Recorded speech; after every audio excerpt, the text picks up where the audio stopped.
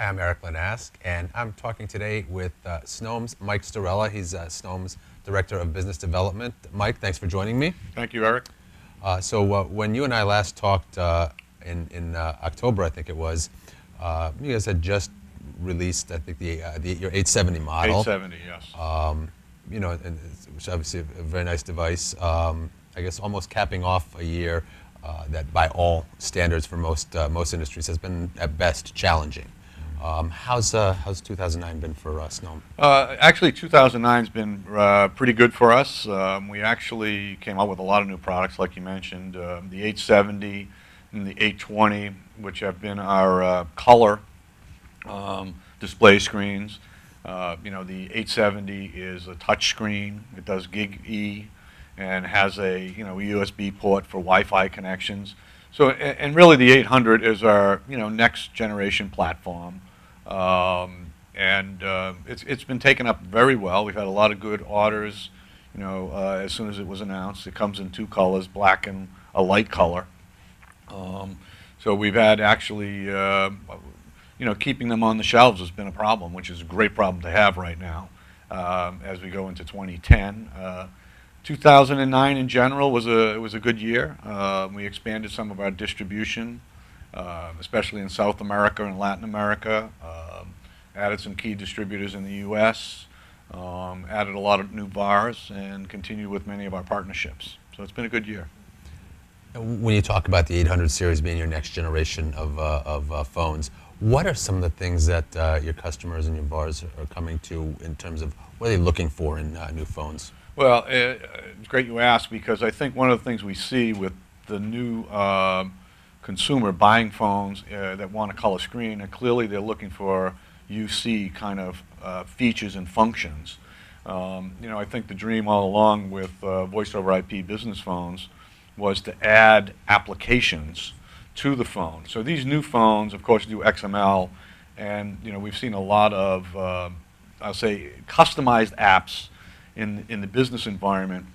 Once they get the phones in-house, if they've got a very smart telecom guy or IT guy, he knows that now that he can offer his boss some productivity gains by incorporating the VoIP system back into a business operations system, whether it be supply chain management, hospitality, healthcare, and having a good display screen, I think, enhances that experience for the user, and I think a lot of companies are looking at that to gain productivity with voice over IP.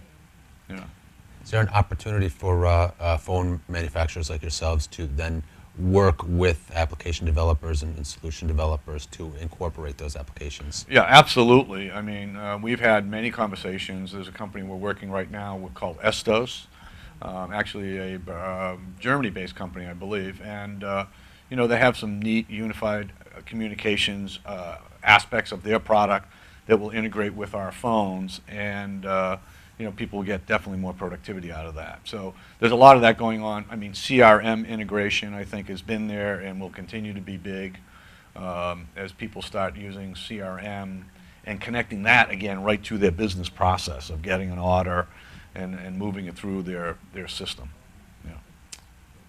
How much interest, how much pickup are you seeing in terms of wideband audio?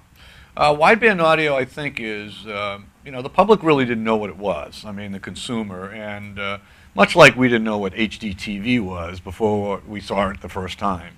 I think people understand that with voice over IP, once it's explained that on these new endpoints, these intelligent endpoints called VoIP phones, that we can give a better, experience for voice.